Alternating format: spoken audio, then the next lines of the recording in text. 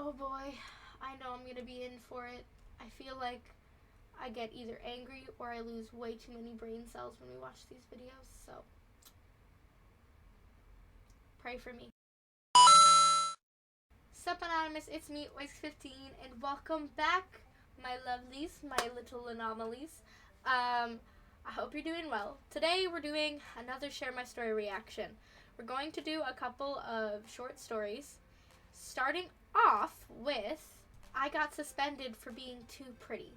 Now, I'm trying to give this benefit of the doubt that as a woman, we get dress coded in schools for ridiculous things that are not our fault, and it's usually super biased and sexist and racist and freaking like fat phobic and all of those things. And whenever we do get dress coded, often if it does have something to do with like our cleavage or whatnot, it's often the excuse is often used, well, you're distracting the boys. So we are being blamed for distracting the men, even though the men are staring at us and the boys are staring at us. Instead of teaching the men to be more respectful, we get blamed for it, and we need to cover up. So I'm giving this benefit of the doubt by meaning maybe she got suspended or dress coded for some dumb fucking reason, but I'm not too hopeful because it's Share My Story. But let's just get into it. Hey, I'm Elizabeth, and I grew up in a very dangerous neighborhood. To make things worse, my dad left my mom when I was just a baby, so we had no one to He just protect evaporated us. into the At wall. I'm age sorry, that was 13, funny. I started to notice guys staring at me when I walked past them. I told my mom about it, and she said I was too pretty for my own good. Since then, she made me wear ugly clothes which covered my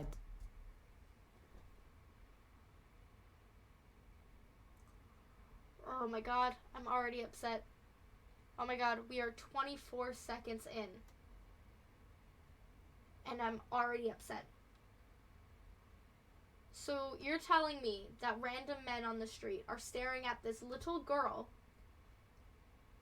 and she's like, you're too pretty for your own good, blaming her for men staring at her, and then making her wear separate clothes as if changing what clothes she wears is going to affect how men are being disrespectful towards her.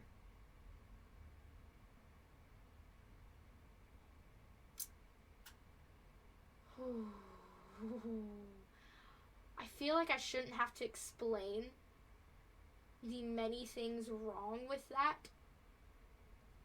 both as their mother and also how this is how society thinks. If you're a woman and you've been through some things and whatnot, you will know why I'm so upset and what's wrong with that. I'm not going to explain what's wrong with that because people should know. But it took them 24 seconds. 24 seconds to say something dumb. Okay. body and face so that guys would be less interested in me. That's not how that works, but okay. Horror stories about what happened to girls who went out at night and what guys would do to them. It made me terrified. Okay, to be fair, again, they're explaining it as if she is like going out at night at all, or like going out at night with what she wore, like almost blaming the girls for it. But at the same time, maybe, I don't know, maybe not when they're super little, but it isn't wrong to teach your daughter to be careful. Because unfortunately, or even, not even your daughter, your kids to be careful. Because for the record, it's not just girls that get kidnapped or assaulted or whatnot. Yes, typically it happens to men less. And yes, typically men don't have to worry as much. But I still think you should start warning your kids at all, period. Doesn't matter their gender, about it. Because anybody can get kidnapped, anybody can get killed, anybody can get raped. Anybody. And everybody can have it happen to them. And also, on the topic of that, I also don't think that it happens to men less. I think that men are just taught not to talk about it. Because I know several men who have been abused or kidnapped or raped, and they don't talk about it because they don't think that they should. And because it's made to be a joke if they've been assaulted, especially if it's been by a girl. It's like, oh, you really couldn't get her off of you? Like, really? Were you really that worried about it? And if it's a guy, it's jokes about being gay. They make fun of their assault, so men don't think they should talk about it. Men are also almost taught not to talk about their feelings. Also, on top of that, when it's kidnapping and stuff, it's like shame. And also, kidnapping victims, regardless of the gender, it's like, if they've only been kidnapped for a couple days, it's like, well, it's only a couple days. It's like, no, being kidnapped, period, no matter how long it is still horrible and traumatic. Why are you treating it like, well, it was only a couple days versus, like, a week or a month or a year? So, like, no. So, yes, I do think that everybody has gone through this experience and can go through this experience, and it's horrific that is the case. So her telling her daughter these things, I don't think is absolutely horrible. Like, maybe try to be, I guess, a little bit nice about it, but at the same time, it's like, you don't want to sugarcoat it. You want to teach your kid, as soon as you feel like you really should be worrying about them even more, that to be careful. To be careful and to understand that, yes, you shouldn't let fear completely dictate your life, but you should just be cautious and careful when you are doing things by yourself and you are outside alone, especially at night, and whatnot. So I don't think her telling her kid about it is necessarily a bad thing. I also read a book where they said that they made like a code with their kids. They taught all of their kids this like code where they had like a word for things. So, like, if they're ever in a situation where they're with their friends and they feel like their friends are really peer pressuring them into doing something, they really don't want to do something, that maybe, like, their last effort is to call their parent, and they sort of go from day one that they say, they say mom or dad or caregiver, whatever the case that they call their parents, right? Papa, mama, whatever it is. But that if they call them and they say mother or father or parent, that it means, and they call them that in the middle of conversation and then ask them if they can do something, even if it's not like the full story. That it's their sign of they're about to be peer pressured to something, or they're uncomfortable, or they really don't want to go. So then they'll tell them they can't go. So that even if their parent, like, they're, even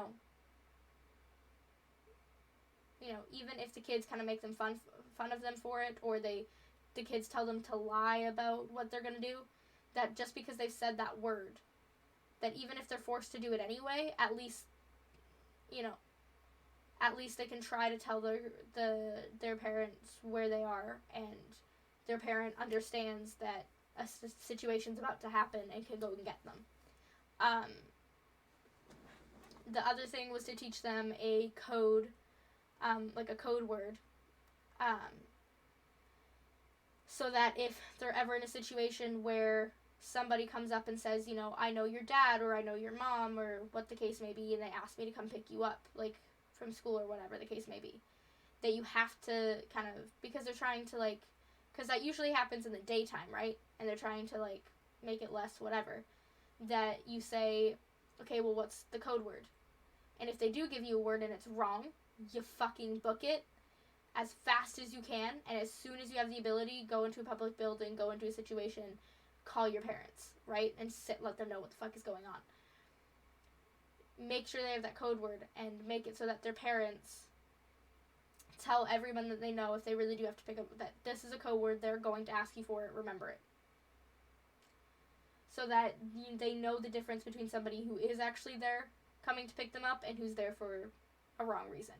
It might not completely protect them from everything, but at least it gives you a little bit more peace of mind, if you teach them these code words and things to help them out. So teaching your kid these things and letting them know to be cautious at the very least is, I don't think, an abnormal thing. I still don't like how she kind of blamed everything on her daughter, though, or the girls that it happened to, instead of what's actually happening.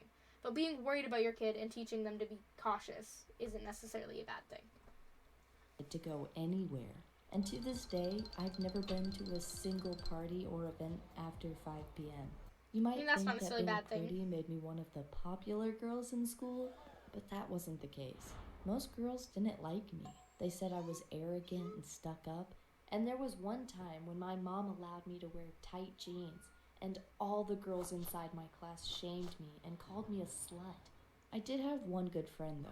Her name was Marie, and she never seemed to care what other people thought of her. She was really into comic books and stuff. Thor, Even all the other hell kids yeah. said it was dumb. Anyways, one day I went to the bathroom and caught Girls can be Taylor, mean though, Rachel, and some I mean, other like, popular girls writing some. to be really fair, nasty- I can agree that sometimes people are jealous. They think you're pretty and then they treat you that way. But that being said, like, being in school, whether no matter what, is always going to be something that is that way. Because all kids, being in high school, being in elementary school, whatever, almost all kids experience, like, a mean situation or we're the mean kid. Like, kids can be horrible. So putting them all in a public school situation, like, there's always stuff that is bound to be mean and bound to happen. Regardless of whether you're considered pretty or not. You'll have two separate sides of the spectrum. But so far, I'm not hating the main character yet, because it's other people around them that are treating them horribly or blaming it on her, but it's not the case. Things about Marie and lipstick on the walls. I told them they were jerks and went to clean it off, but they all circled around me saying things like, "Oh, Miss Pretty thinks she's better than us. Better watch your back, you won't be pretty forever." I was seriously scared, but I would have never guessed what they did next. The following day, they wrote on the walls again, this time calling one of our teachers ugly. Then they went to the principal, Mr. Clayton, and told him they'd seen me writing the graffiti onto the bathroom walls. Next, I got called into Mr. Clayton's office. I tried to tell him I didn't do it. I mean, I didn't even own a lipstick. But when he searched my bag and found the lipstick, I knew the other girls had put it in my bag. Of course, I tried to explain to him I'd been set up, but he didn't believe me and said I needed to learn that just because I was pretty didn't mean I could call other people ugly and do whatever I wanted. Afterwards, he suspended me for 1 whole week from school. I was furious because I was being punished even though I'd only tried to defend my best friend. I don't want to complain though. I know a lot of people have much bigger problems to deal with, and most of the time, being pretty makes your life easier. Recently, I don't think that's the case, I had but another sure. problem. I'm working in sales and I have a female boss. Even though I made the most sales in my department, I was the only one who didn't get a bonus. When I asked my boss why, she told me I had a bad attitude and needed to be more of a team player. I had no idea what she was talking about, but I was suspecting that she was actually just jealous of my looks. Okay, that was That's good why animation. I went to her boss, Mr. Jones. I explained to him that I didn't get a bonus and that I thought it wasn't fair. He agreed and overruled my boss's decision. But now I wish I hadn't said anything, because since he talked to my boss about me, she's been making my life hell. Because last week I had to work overtime every single day. That's why I'm already looking for a new job. And yesterday, I had my first interview, and I was lucky because the interviewer was a guy, and he seemed to like me. So maybe my looks will actually help me get a new job. Anyways, thank you for listening to my story, and please subscribe.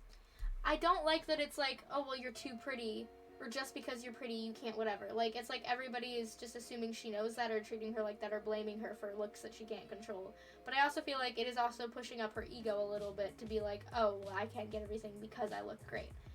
But, like, that's not how you should work. And also, I think almost everyone in the world is beautiful and pretty, at least on the outside, but being pretty on the inside matters more. Secondly, even if you are pretty on the inside and on the outside, being pretty does not necessarily make your life easier and does not mean that you get everything you want. That's not how that works.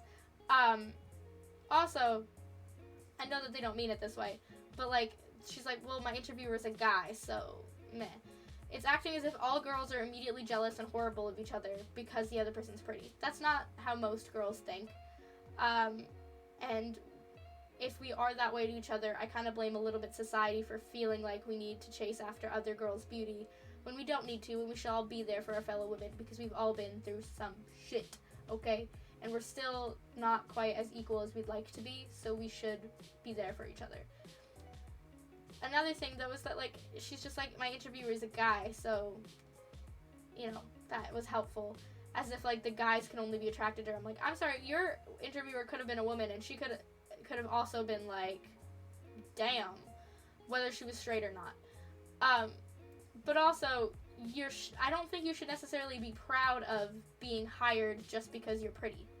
Like, if the only reason they hired you, or that your interview went well, was because your interviewer thought that you were pretty or gorgeous or liked you in that way, I don't necessarily think that's something you should be proud of. I'd want to be hired for more than just that. I want to be hired because of my experience and because of my knowledge and because I have a good track record. Not because of that. And usually because the people that do hire you because they think you're pretty or whatever end up trying to get into your pants. And that's a really uncomfortable work situation to be in, because chances are you're not attracted to them or want them to be that way, or you don't want to mix work with pleasure and you're like respectfully saying no, and they usually don't fucking listen. So like, I don't think your success rate should be because you're getting hired because you're pretty. You better hope that's not the case, because I don't think I would like to be that, even if nothing bad happened afterwards. But yeah, I actually didn't mind that story. I didn't lose as many brain cells as I thought I was going to, and I didn't end up hating the main character this time. Everybody else was kind of shitty, but I didn't end up hating her. I mean, and her best friend seemed nice too. I liked that she was into Thor, hell yeah. Yeah, let me know if you want me to do more Share My Story reactions. Let me know what you thought of it down in the comments. And I hope you guys have a wonderful day or night wherever you are. I love you so much. Thank you so much for watching. And I will see you next time.